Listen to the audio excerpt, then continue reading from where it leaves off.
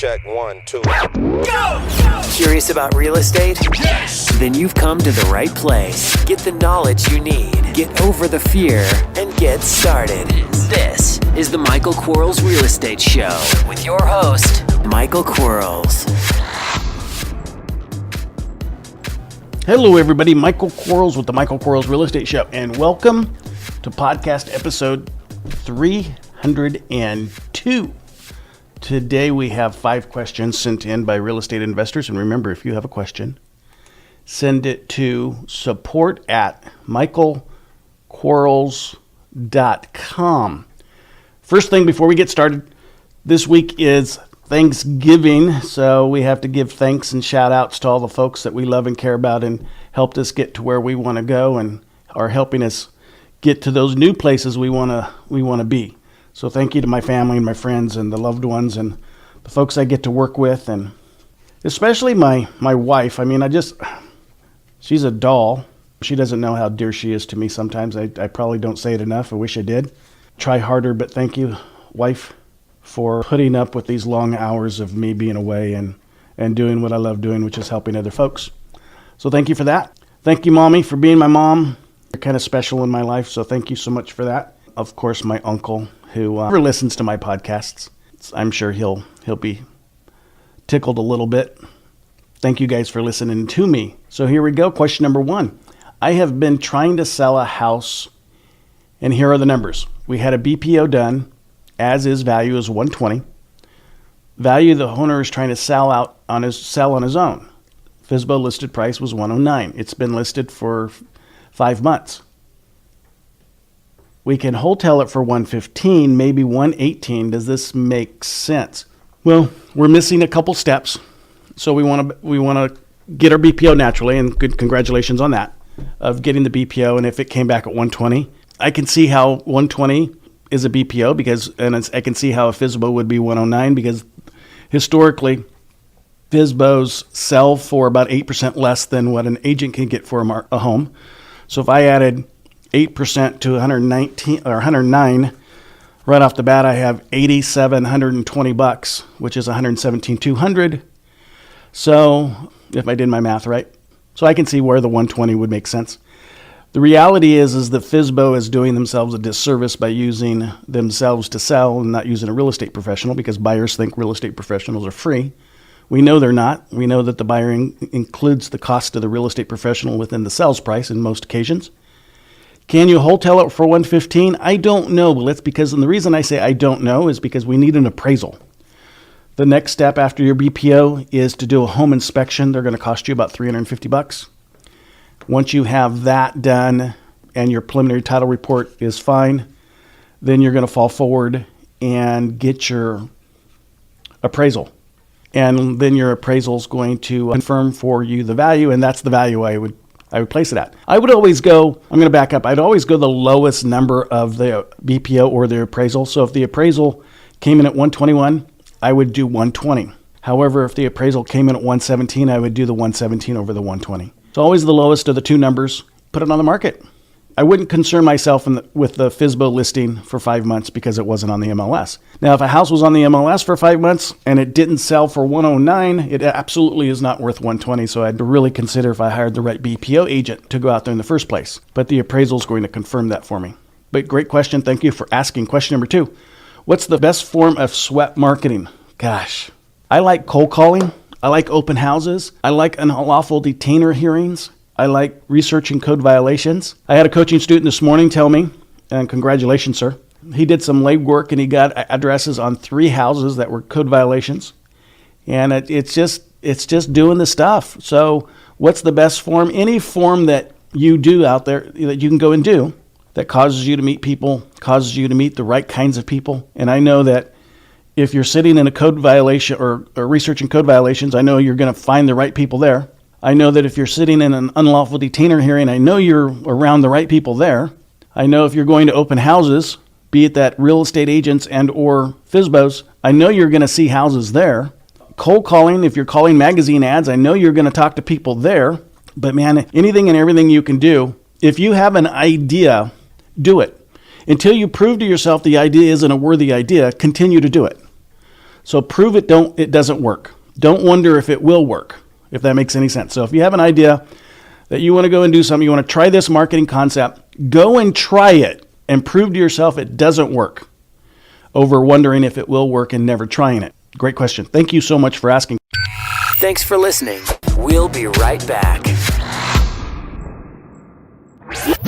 Are you running out of leads? It's time you tried Yellow Letters at yellowletters.com. Get motivated seller leads through yellow letters, postcards, zip letters, typed professional letters, greeting cards, door hangers, and business cards.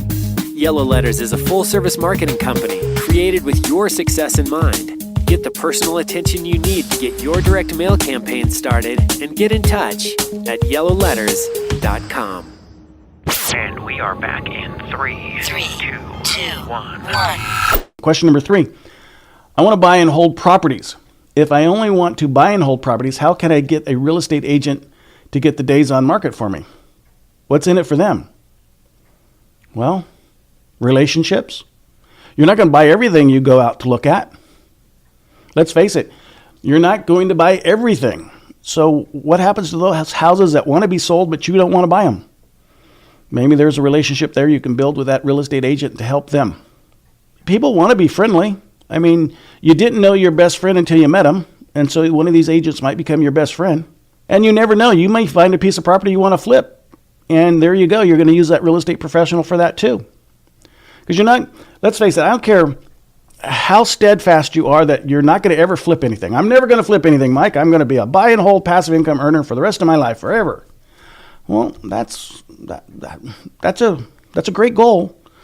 Not realistic, because I know we all sell properties. You know, you buy something, you sell it eventually. You're gonna sell it, whether it's tomorrow or 7 years down the road. You're gonna sell something. You're gonna create relationships. You're gonna have, someone in your center of influence that can refer you to people. You're gonna have someone you can refer people to. That's what it's all about. Question number 4. When we are filling out our repair sheet at the house, are we writing down all the repairs to bring the ARV comps, or just the items that will match our as-is comps? You're going to write down everything that needs to be done that's broken and in a stage of ugly. So if it's ugly, uglier, or ugliest. As an example, say you walk into a room, the carpet is rolling. So it's not stretched tight. It's got a roll in it. But it's okay other than the roll in it. That's ugly carpet.